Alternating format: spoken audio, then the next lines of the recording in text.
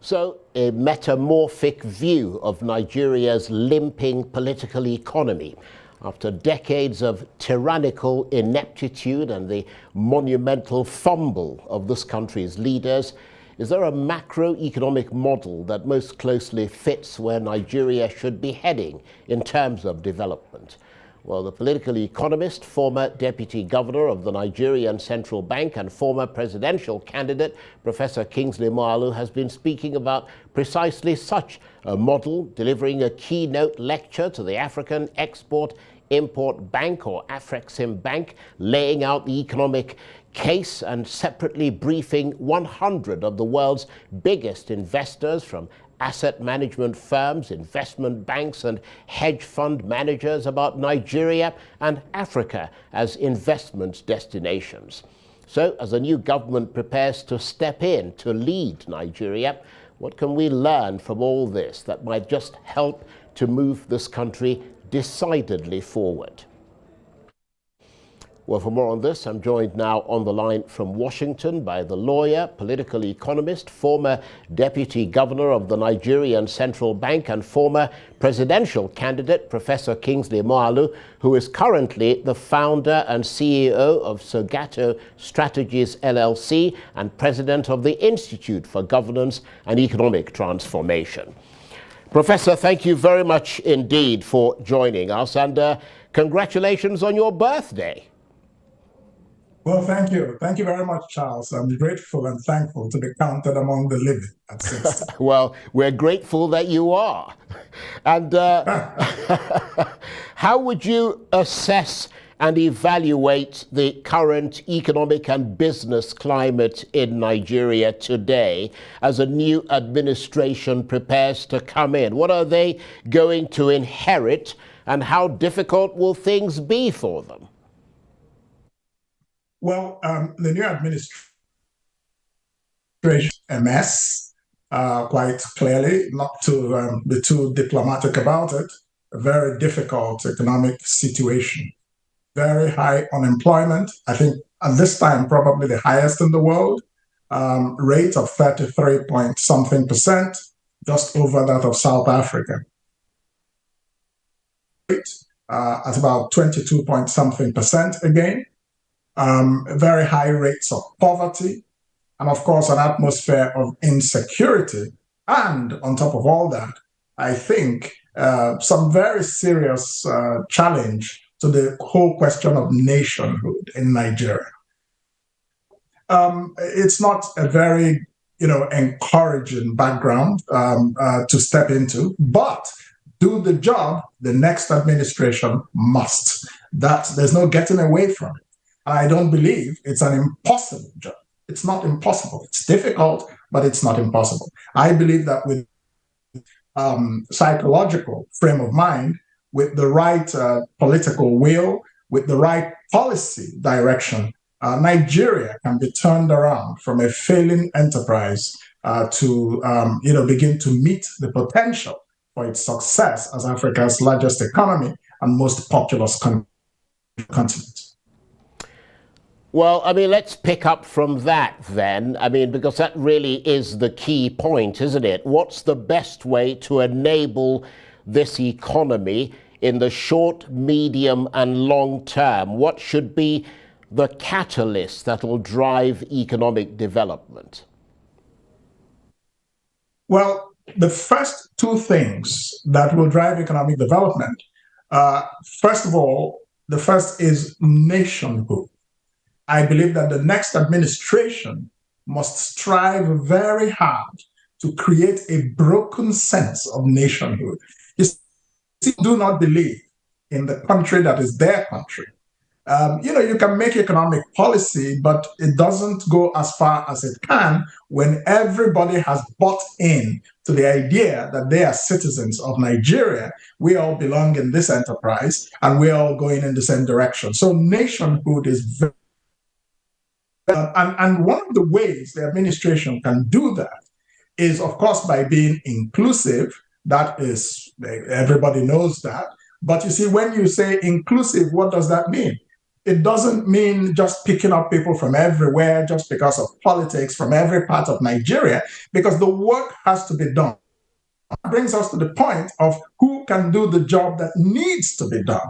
And I think that's the baseline the administration should focus on: competence, competence, competence. There are competent people in every part of this country, and the next administration should find them and hand them over the sensitive of rebuilding Nigeria's economy and Nigeria's national security. Of course, we know that the perpetual challenge that faces politicians, the people who contributed to election victories, those who campaigned, those who brought money, those who did. But my advice would be that you have to balance very carefully these two things, the fact of political reward and competence to manage the economy and security. I would recommend that appointments in the economy and appointments in the security field should absolutely be not on the basis of political considerations. Of course, the Constitution mandates that there must, for example, be a minister from every state of the federation. So there already and automatically you have a spread. But in assigning people to important and sensitive functions, I would advise the to be very, very careful and not make the mistakes of its predecessors. So, and then we have now to go to the short-term steps that must be taken to grapple with economic challenges of debt. Nigeria is in a debt crisis, of petrol subsidy. Nigeria's fiscal management is completely broken. The country is over debt. Increasingly, 96 kobo of every naira Nigeria earns goes to repaying debt. No country can live like that. No individual can live like that. So I would recommend a debt moratorium. Suspend further borrowing. Focus on how to generate revenue. Remove the difficult a decision as it is. It has to be done. Already, the legal framework makes it mandatory because under the Petroleum Industries Bill, it cannot go beyond the 1st of June this year. And also, there is no provision beyond June for any petrol subsidy. So these are government must grapple with resolutely. But on the matter of subsidy, which is very sensitive, I think it can find some time, maybe the first 3 months or 4 months of the administration, to educate Nigerians on why the petrol subsidy is very bad and why it must go. Then medium term, the matter of knowledge, building knowledge in the management of the economy and even security, I think is very important. Knowledge matters a lot. And Nigeria's economic policy making for many, many years been informed by knowledge, intellect, and just the kind of knowledge that actually is transformative. Because if you don't understand, political economy, you cannot transform any nation's economy. So you have to have people who have that knowledge running the show. Otherwise, you run the risks of being made for the wrong reasons. And so this incoming administration will have to demonstrate political will, to fight vested interests that have held Nigeria down for far too long, and actually are the major reason Nigeria is a very poor country today. Okay, well, that's a very interesting opening line. And of course, you mentioned the critical issue of paying debt, but also finding ways of generating revenue. And one of the big issues in this country right now is the fact that foreign direct investment is drying up. Why is that, and what can be done to recreate confidence in this economy? Thank you, Charles. That's a very important question. Both domestic players, foreign investors have all lost confidence in the Nigerian economy. And the reason they have lost confidence is because they have not seen competence in economic management. They have not seen the national interests being served in economic management. They've seen vested interests being served in economic management. They have not seen the kind of integrity maybe and consistency that they would like to see. They have not seen transparency, accountability, and respect for the rule of law. These are the things that determine whether foreign investors put their money in a place or not. Nigeria is a very attractive market of 200 million. Yes, but for you to actually bring money into it, it depends on the actual policies that the government has put in place. Capital importation policies, foreign exchange policies by the central bank. Foreign investors are looking at the institutions in Nigeria, and they're looking most at two things. Apart from security, places they would look at are, number one, the Central Bank of Nigeria. Number two, the judiciary. These are the two institutions that foreign investors assess, and they make up 50%. Their assessment of those institutions make up not less than 50% of their decision to bring in money into Nigeria or not. That's it. But this can change if the incoming administration reverses, the mistakes of the past or begins to take resolute steps that show a willingness and a new direction in the management of the economy. Transparency, independent institutions, and create a level playing field for everybody operating in the economy, not creating rules that favor some people and disfavor others. So these are the things that have to drive foreign investment, and investors are keen. You mentioned in your I met with about 100 of the world's biggest asset management firms, hedge funds, investment banks, and I briefed them on Africa because my consultancy firm, Sogato Strategies, provides a sub-Saharan Africa macroeconomic coverage consulting those investors.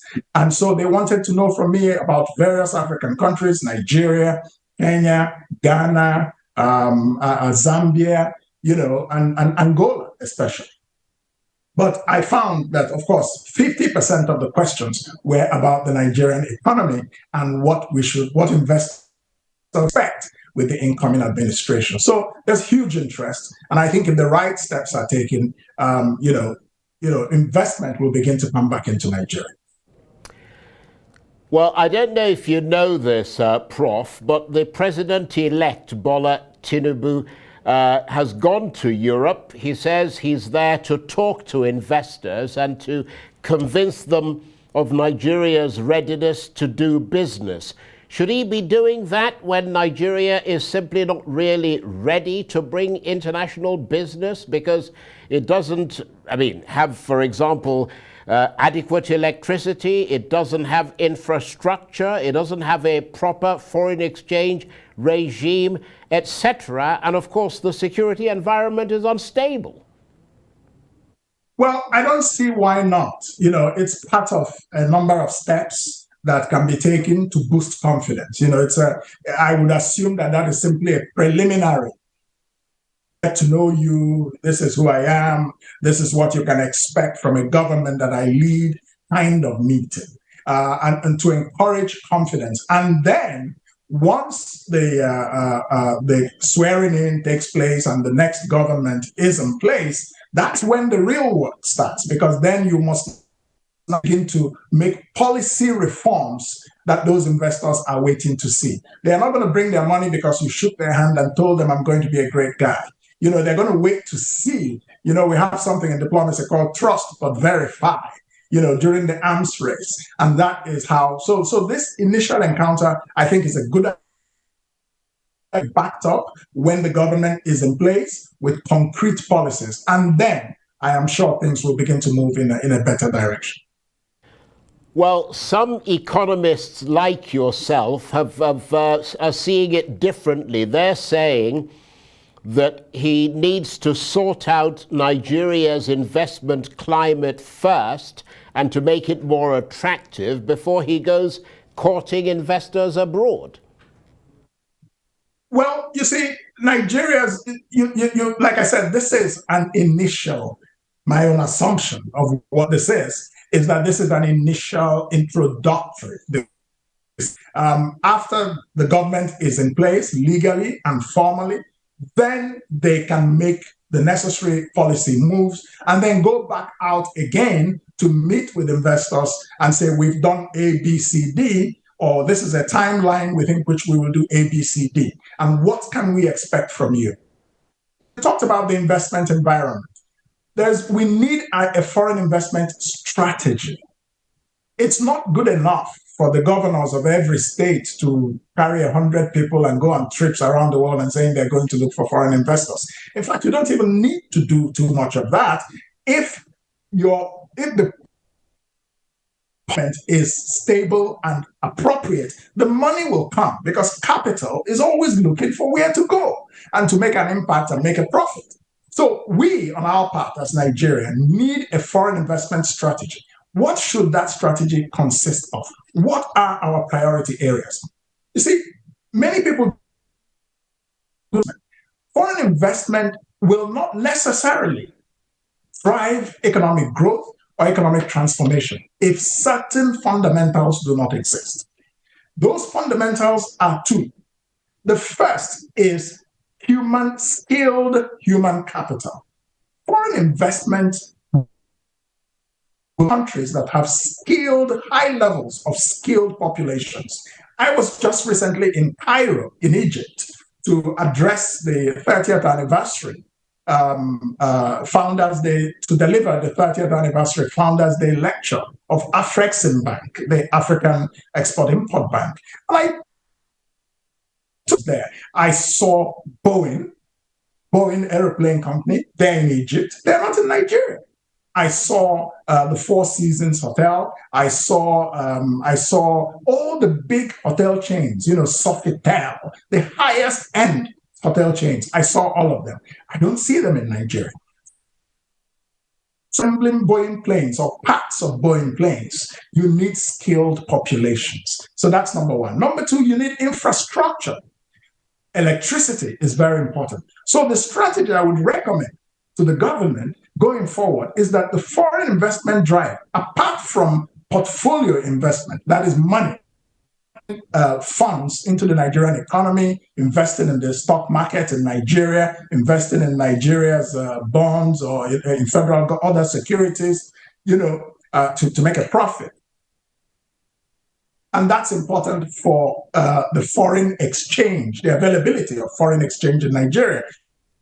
Problems we have. So there's a three-pronged strategy we must take. One, a lot of money must move into Nigeria. Foreign portfolio investment, it's hot money, yes, but we need it right now to begin to deal with the matter of foreign exchange scarcity. Then we need investments in skills, investments in, and there are foreign investments that can be made in the educational sector of our country to create the skills base that is necessary. Then we need foreign investments in the area of energy and electricity and all of that. So these are the top three priorities in my view, because they provide the fundamental base. Foreign investment can actually begin to be beneficial. So we should first attract investments into those areas. Well, I hope that those who make the big decisions are listening to your advice. But let's turn slightly away from all that and change gears. As we said at the outset, you've turned 60. Congratulations to you. What are the lessons of life that you would say you have learned? I mean, here you are, Professor Kingsley Moghalu. You're seen by many as a world-class achiever who's been a UN peacekeeper, a respected academic, a lawyer, a political economist, a presidential candidate, former deputy governor of the Nigerian Central Bank, to mention a few. I mean, what are the lessons of life that you've learned? Well, thank you. Thank you, Charles. I really feel good on my 60th birthday. I turned 60 on Sunday. And I've learned a few lessons. I've learned the lesson that it's important to work hard. It's important to work hard. Hard work pays off. And that's what I tell a lot of young people that I mentor. Be focused, be strategic, and keep at it. it's also important to maintain a work-life balance.